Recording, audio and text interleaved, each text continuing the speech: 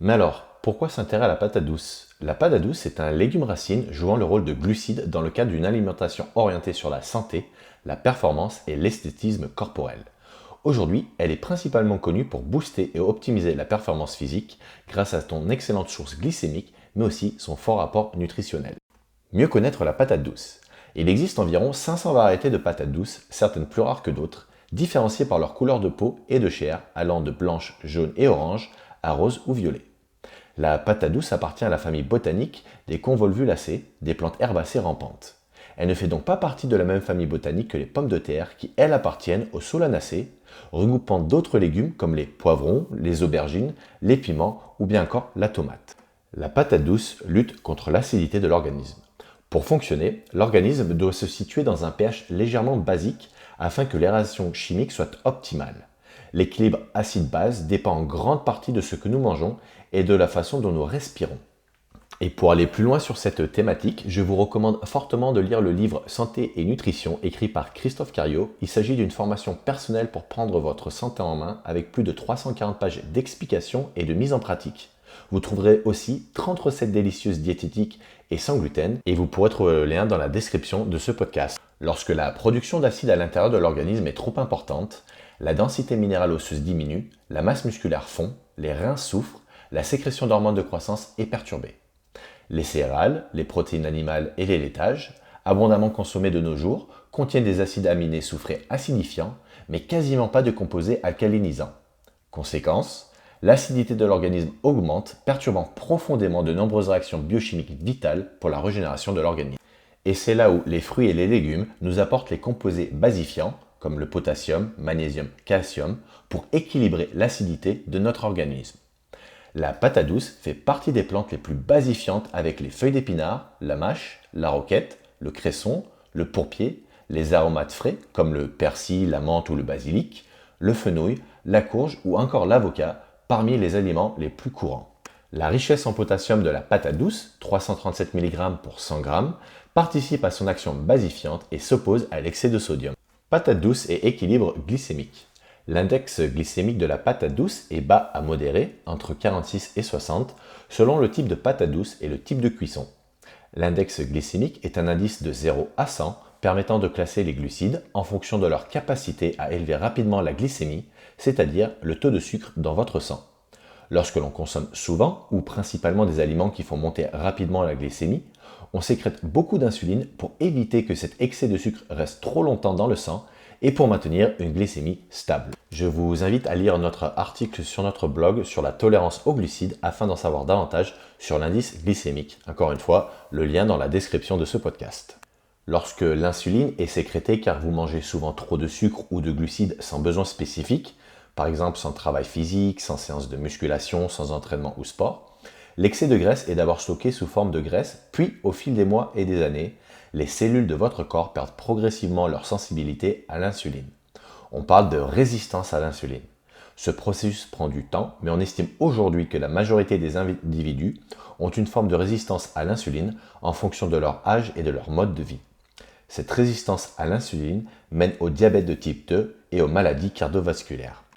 Pour la santé, mais également pour les performances et l'esthétisme corporel, il est donc recommandé de consommer principalement des aliments comme la farine de patate douce, dont l'index glycémique est bas à modéré et en quantité raisonnable. En effet, la quantité de glucides consommés influence grandement sur la libération d'insuline. On parle alors de charge glycémique. Il faut mériter vos glucides et les consommer de façon raisonnée en fonction de votre niveau d'activité physique. Ainsi, lorsque vous consommez des frites de patate douce, non seulement vous consommez un aliment dont l'index glycémique est modéré, avec une charge glycémique modérée, qui lutte contre l'acidité de votre organisme, qui calme votre faim et puis bien évidemment qui est bon.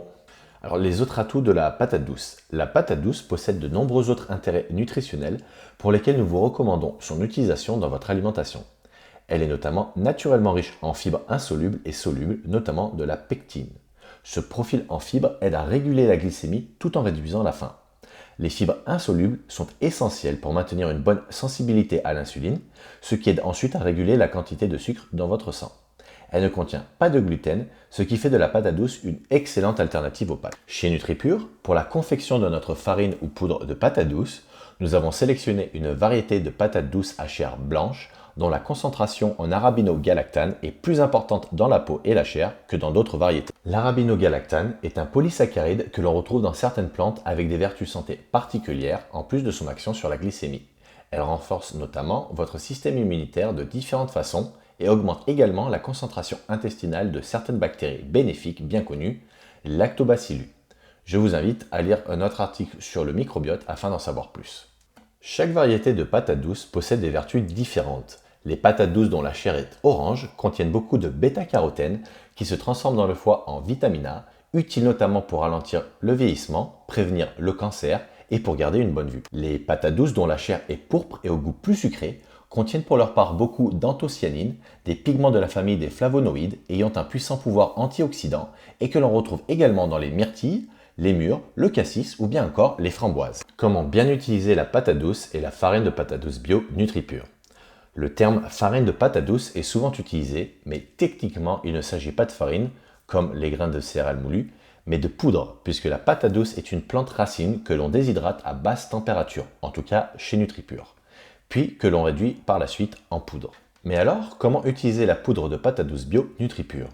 Nous vous proposons différentes recettes à base de farine de patate douce qui vous permettront de faire des collations healthy, sans gluten et riches en nutriments. Tout d'abord, en pancakes, prenez 45 g de poudre de patate douce bio, plus 3 œufs entiers bio, plus une banane bien mûre, excellent pour le petit déjeuner. En crêpes, où là ce sera 45 g de poudre de patate douce bio, plus 3 œufs entiers bio, plus 150 ml de lait végétal, idéal pour le petit déjeuner, le repas ou une collation. Pour les sportifs, on peut prendre en crêpes protéinées, soit 45 g de poudre de patate douce, plus 2 œufs entiers bio, ainsi que 15 g d'isolat de whey native et 150 ml de lait végétal. Je vous invite encore une fois à consulter notre blog et notamment le petit déjeuner de Christophe Cario avec une recette de crêpes à la farine de patate douce délicieuse. Vous pouvez également utiliser votre farine de patate douce en collation au shaker, donc 30 à 50 g de poudre de patate douce avec une zone de 30 g d'isolat de whey plus 150 ml de lait végétal. Et finalement, vous pouvez utiliser votre patate douce en cuisine en remplacement de n'importe quelle farine pour la préparation de vos pâtes salées et sucrées. Également les recettes de patates douces à chair orange ou violette qui, attention, est rare en France. On a par exemple en purée, dans vos soupes. Alors vous pouvez diminuer notamment ou enlever les carottes et les remplacer par la patate douce à la vapeur, au four ou avec la peau. Nous les adorons aussi cuites au four sous forme de frites ou chips. Alors pour cela, sortir et préparer une plaque de four avec du papier cuisson, préchauffer votre four à 180 degrés en chaleur tournante, choisir une petite patate douce par personne, entre 150 et 200 g épluchés, comme ça aura un indice glycémique bas et une charge glycémique moyenne, couper en forme de frites épaisses au couteau ou en tranches, vos patates douces, puis les placer tout simplement sur le papier cuisson.